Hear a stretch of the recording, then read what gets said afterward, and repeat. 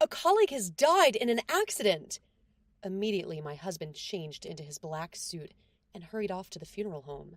His haste was out of the ordinary for just a colleague's funeral. Suspicious. Arriving at the funeral home where my husband was, an incomprehensible sight caught my eye. Unbelievably, my husband was acting as the chief mourner. Upon learning this fact, I was on the verge of raging with anger. He has betrayed me again. I will never forgive him. My name is Lily. I married my husband Keith 4 years ago. We both love to travel and have journeyed to various places, both domestically and internationally, 2 to 3 times a year. But now those trips are on hold because I'm currently 8 months pregnant. I've always wanted a child, so I nearly cried when I found out I was pregnant. While it might seem like smooth sailing from this description, I do have one concern. That is, my husband's infidelity. In fact, Keith cheated once just before we got married. The other woman was someone he met at a company-sponsored drinking party. The reason I found out about the infidelity was because I happened to see a message from her. A message arrived while Keith was in the bathroom, and I inadvertently saw it. The woman's WhatsApp icon showed a cute-looking female. I'm sure she used her own face as the icon. The icon read, Amy. Unfortunately, I discovered his infidelity the day after we sent out our wedding invitations. I was furious and confronted Keith. What's that message about? Are you cheating on me, by any chance? I'm sorry. It was just a lapse in judgment. Keith hastily bowed his head in apology. When I thought about becoming a married man, I felt a little lonely, but I promise I won't do it again. The only one I truly love is you, Lily. Given that our wedding preparations were underway and the invitations had already been sent, I decided to forgive him this one time. If you ever cheat on me again, I will never forgive you. With that emphatic statement, I had been trying to trust Keith since then. He was delighted when he found out about the pregnancy and still whispers words of love to me. I don't want to think that my husband could betray me again, but Keith has been acting a bit strange recently. That's because he started going to drinking parties frequently. Ever since his pre-marriage infidelity, he declared that he would not attend company drinking parties. Perhaps this was his own form of atonement.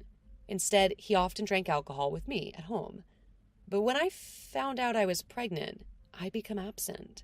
While I was satisfied with non-alcoholic drinks, it seems my husband was not. About a month ago, Keith suddenly said, I want to go to a company drinking party. I feel awkward about being the only one drinking alcohol, and I want the person I'm with to drink too. Of course, once the baby is born, I'll stop going. Is it okay if I attend drinking parties just during your pregnancy, Lily? 4 years into our marriage, he had truly been devoted to me. Even though Keith was clearly in the wrong for his infidelity, he reflected on his actions, came straight home after work, and helped with household chores. He spent most of his time with me.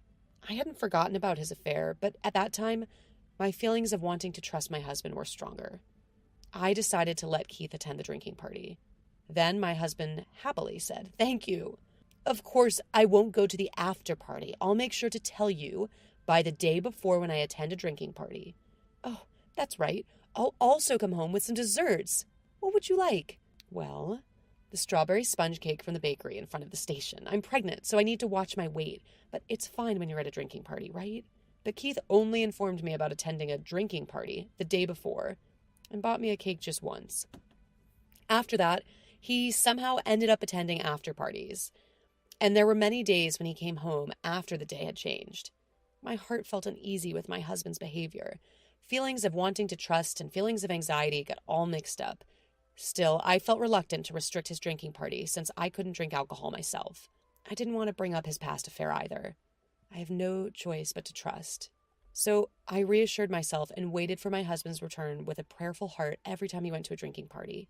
That day was sunny, so I decided to rinse the newborn clothes. Having the tiny onesies on hangers to dry, just that made me feel wrapped in happiness. I can't wait to meet our baby. As I thought, with my hand on my belly, Keith, who had been sleeping, woke up. Oh, doing laundry? It makes me feel like baby is going to be born soon, right? I got so happy just hanging them up. Let's go shopping for the things we need together next time. Speaking of which, my mother-in-law said she'd buy us a crib. She wants us to let her know when we decide on the one we want. I have had a good relationship with my mother-in-law, who lives in the neighboring town, since before we got married. Our relationship has become even better recently, thanks to my pregnancy. Cooking must be hard, right? She even comes to bring me some dishes. The opportunities to talk on the phone with my mother-in-law have increased. Don't worry, I'll come help out frequently after you give birth back home. Lily, you just need to think about the baby. Leave the rest to me. Her genuine excitement for the birth of her first grandchild makes my mother-in-law's presence very comforting. My husband often says this to me. My mom is really sweet to Lily, huh? I wish she'd be kind to me, too. Not to me, but to our baby. Well, she's really good to me, too. Conversations like this make me think that my anxiety about my husband might be overthinking. I'm about to become a mother, so I shouldn't be anxious about small things. Just when I thought that, Keith's smartphone rang. He seemed to not recognize the number displayed on the screen and had a puzzled expression on his face. Keith, feeling that the incessant call was not just a nuisance call, quietly picked up the phone. Hello? My husband answered the phone with a probing voice. The color drained from his face in an instant. He stood still for a while without saying anything, but then he pulled himself together and left the room. Feeling something was amiss, he turned ashen and began rummaging through the closet. What's wrong? Lily? Where's my black suit? I need it urgently. A black suit? What happened? Don't tell me. Something happened to your parents? No. My family is fine. It's a colleague. She died in an accident. A colleague? Although relieved that his in-laws were safe, there was something odd about my husband's behavior. For just a colleague's accident, he was in a tremendous hurry. Changing into the morning suit I had handed him, he left the house, his bed hair still uncombed. Suspicious. Thinking this, I opened the GPS app. When we were traveling, we once lost each other, and since then we kept it just in case. Was he hailing a taxi? The pointer indicating my husband's location was rapidly moving away from our house. The place where the pointer stopped was a funeral home. Determined, I decided to head to the funeral home, praying that my suspicion was just a needless worry. Keith, sitting in the front row where usually the main mourner sits, that seat would normally be occupied by the mourners, and that woman. I recognized the face in the portrait. In that woman, Keith had an affair with before our marriage. Her name, I think, Amy. Keith stood up and began to give a eulogy to the attendees. Unable to comprehend the situation unfolding before my eyes, I was frozen in place. I loved Amy with all my heart. I regret not having met her earlier. If I had met Amy before getting married, I wouldn't have married at all. We talked about being together someday, and just the other day my divorce was finalized. I'm deeply regretful that it has come to this. The moment I heard this eulogy, I heard something snap inside of me. Divorce? Finalized? What is he talking about? Lying nonchalantly about being divorced at a funeral? How many times does he have to betray me for his satisfaction? I won't forgive him, never. I confronted Keith, who had just finished his eulogy. Noticing this, he widened his eyes in surprise. Lily? Why are you here? That's not the point. What's the meaning of this? Explain it clearly. I told you earlier, didn't I? A colleague died in an accident. As my husband's voice grew smaller, mine became louder. Why are you the one hosting at a colleague's funeral? You'll give a satisfactory explanation, won't you? That's well. I remember this woman's face, I can't forget it. She is an unpleasant memory. Why are you hosting for this woman? She's the one you had an affair with, isn't she? My voice drew attention of the attendees. Keith, desperate to control the situation, faced the interested gazes. Calm down, Lily. There's a reason for this. It's not the relationship you're thinking about, trust me. But I continued to press him. A good reason? Let's hear it. If you want me to trust you, give me a satisfactory explanation. And what's this about being, quote, divorced? I'm still your wife, aren't I? I'll explain later. Please, be quiet. My husband gradually became irritated and eventually blamed me. There are people related to her here, don't you know? Isn't it rude? Arguing at a time like this, don't you feel embarrassed? Rude? Who's the one being rude here? You're the one lying to everyone. Look, everyone's watching. You're going to give an explanation that everyone else can accept, right? Explain why you said the divorce was finalized when you haven't even divorced me, your wife. Shut up. Just be quiet for a moment.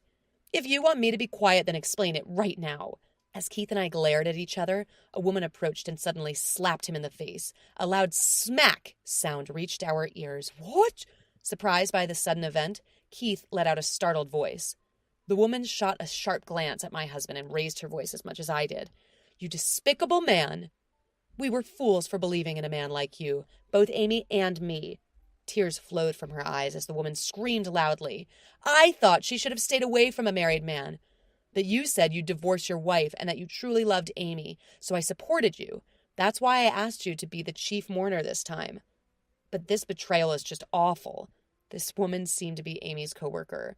She had heard that Keith and Amy had reconciled about a month ago, and they were seriously considering marriage, so she supported them. Amy, who had no family, seemed to have adored this woman like a sister. And yet, she couldn't stand the fact that Keith hadn't even discussed the divorce with me, his wife. Upon learning the truth, I was also furious. I was so angry with myself for believing in such a man.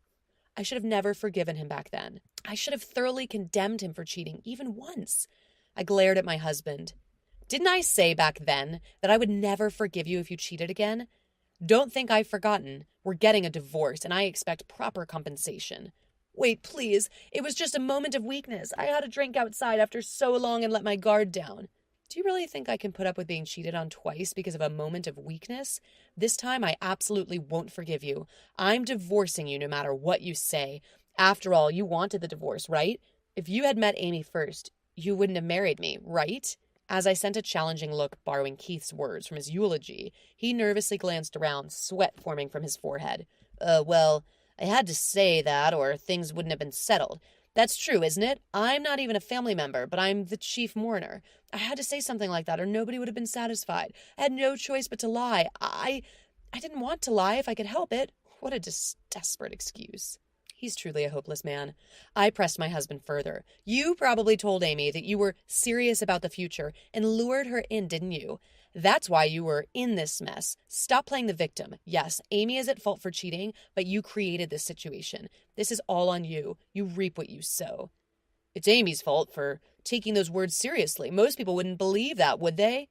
At my husband's words, I lost it. "Don't mess with me. What do you think people's lives are, you trash? Becoming single and start your life over from scratch? I'll tell your parents about this. I'll raise this child. A man like you doesn't deserve to be a father." "No, I don't want that.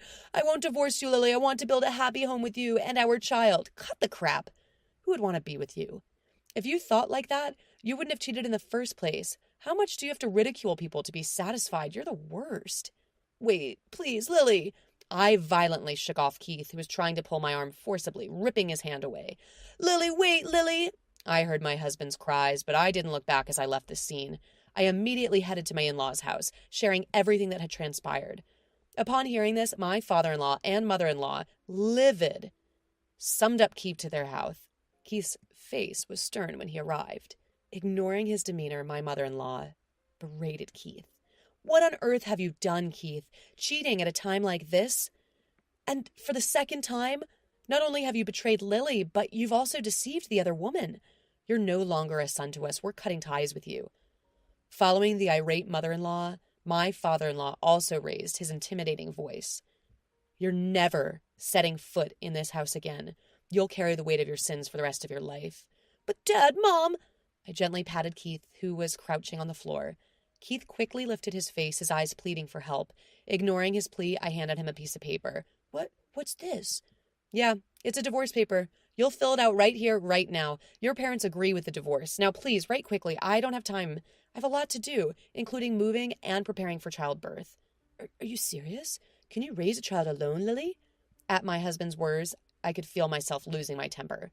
"You're the one who did this. It's too late to worry now. I have no intention of letting a lowlife like you hold our child. I'll rely on my parents, and your parents have said they'll help too. I don't need your help. I'll raise this child to be a wonderful person." Perhaps because I yelled at him with such force, Keith reluctantly signed the divorce papers. The topic of alimony and child support also came up, and we decided he would pay a lump sum amount, 3 to 4 times the average. It seemed like I wouldn't have to worry about money for a while. Afterwards, Keith began working a night shift to pay off the debt he accumulated from the alimony. He was working day and night without any time to drink or date anyone. On the other hand, I gave birth to a healthy baby girl a few months later. I'm currently living at my parents' house, doing the best to raise my child with their help. Even though we're divorced, I still keep in touch with Keith's parents, and they came over to my parents' house to see their granddaughter the other day. They brought many gifts and looked lovingly at their granddaughter. I dream of going on a trip someday with my parents, my daughter, and my in-laws. Right now, I am fully committed to raising my child, looking forward to that day.